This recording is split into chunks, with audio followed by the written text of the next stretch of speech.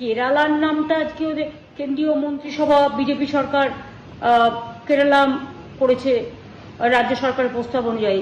তাকে আমি কেরালা ভাই বোনদের অভিনন্দন জানাচ্ছি, কনগ্রাচুলেশন জানাচ্ছি।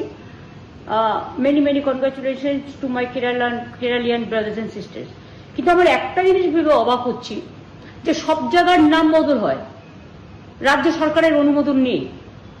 বাংলায় দীর্ঘদিন ধরে আমাদের YZ WYZ এর মধ্যে পড়ে থাকতে হয় কেন? ফলে আমাদের ছেলেমেয়েরা যখন পরীক্ষা দিতে যায়, ইন্টারভিউ কেউ দিতে যায়, রাজ্যের পরিস্থিতি অনুযায়ী, রাজ্যের নাম অনুযায়ী তাদের সবচেয়ে লাস্ট বেঞ্চে বসতে হয়, লাস্টে তাদের ডাকে। আমিও যেমন অ্যাজ এ চিফ মিনিস্টার কোথাও যাই, আমাকে সবচেয়ে লাস্টে চান্স দেওয়া হয় এই কারণে, অ্যালফাবেটিক্যালি, এইটার জন্য। সেরকম অনেক ভেবে বাংলার সংস্কৃতি, বাংলার সভ্যতা, বাংলার মনন শক্তি, বাংলার চিন্তা দর্শন সবকিছু ভেবে আমরা বাংলা করতে চেয়েছিলাম রাজ্যটার নাম। এবং সেটা তো আপনারা জানেন, বিধানসভায় 3 বার আমরা পাস করেছি, 2 থেকে 3 বার।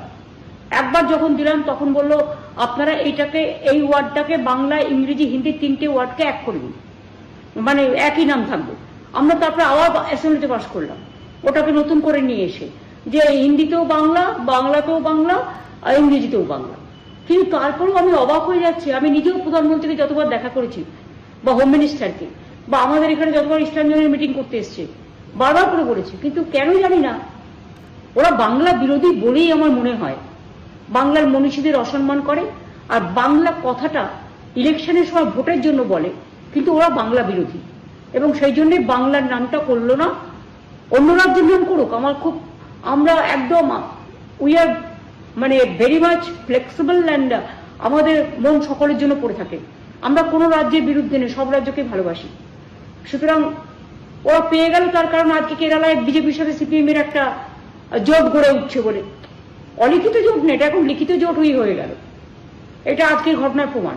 তাহলে বাংলা বঞ্চিত হবে কেন বারবার? একদিন তো আপনারা চলে যাবেন, বাংলার নামটা কিন্তু আমরা আদায় করে নিয়ে আসবো।